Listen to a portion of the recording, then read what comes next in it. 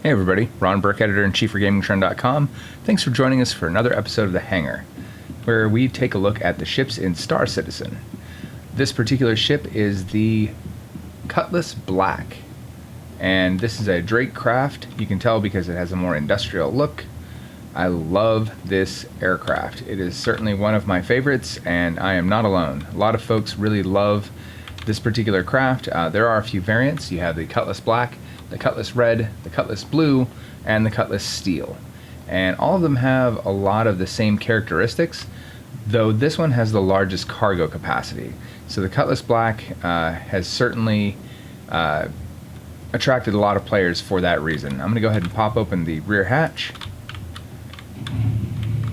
While that loads, or go ahead and, while that opens, I'm going to go ahead and show you the rest of the ship. So we have these two massive VTOL engines that you can see here. I will bring those up when we do our takeoff. We have some forward cannons here, some fly-by-wire, I think is what that is. These swivel, so that's a turret hardpoint. One thing you don't see, I don't see any missiles on this craft. I don't think it has any.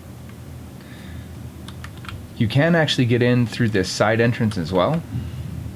That's great for when you need to get out of the craft very quickly. So if you're in a situation where you land and there are pirates or some sort of unsavory characters, you can pop this open and you can fire from that and use it for the safety of the bulkhead, or you can actually jump out of that very quickly and be engaged in combat.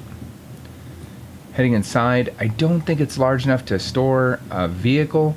Maybe a small one. I've never actually tried to put one in here, but it's a good question. Yeah, you've got this nice roomy storage space for cargo. It's not going to store a ton, but it does store 46 standard units of cargo. Heading in here, we've got bunks, so two people can actually rest here. You have these lockers. These lockers are where you can store items to take with you. That can be guns or whatever else. Sorry, I should say equipment. Guns are over here in the gun rack.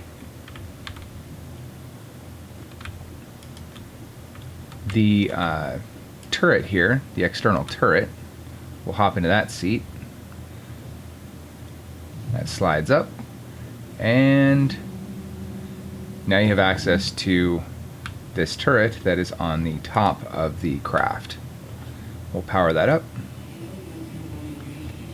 You can see it has a pair of twin Panthers that you can see up here. This is very handy for keeping people off of your ship while you're maybe loading cargo or just need a moment to escape. This is a bit of a multi-role fighter, and it is a medium craft, so it's not necessarily meant for fast interdiction. That's just not what it's designed to do. But these Panthers will certainly take care of business. Pirates will usually go down in a couple of hits from these, so that's kind of handy. So we're going to power this down and head back down into the aircraft. I'm trying to remember where that is. There we go. Exit.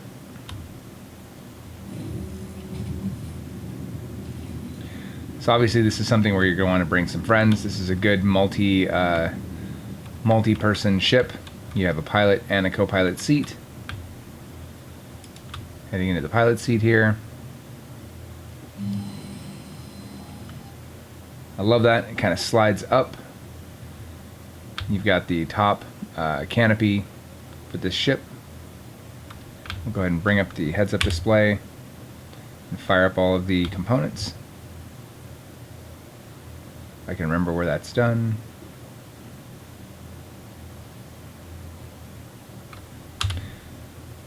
Usually end up hitting R to bring everything online, so I always forget where the buttons are. But just like every other craft, you've got your kind of virtual display up here, and then you've got a number of screens, which is nice so you can keep everything up and running at the same time. Radar is central. Obviously you can move any one of these panels to anywhere you want. You simply go up here to menu, and you can change it to whatever you'd like. So if you want this to be your ship status and you want to move your ship status over somewhere else, and you want target status over here, well, knock yourself out. It's yours to set up however you see fit. Got the power plant, the suppression, so that's really your infrared signature. This is your power plant, so you can adjust your power to whatever you'd like. So guns, thrusters, and shields. This is changing with the engineering update that's coming soon, so I wouldn't get too attached to that. These are your shields. I've got it currently set to forward and rear. Obviously you can adjust this however you see fit.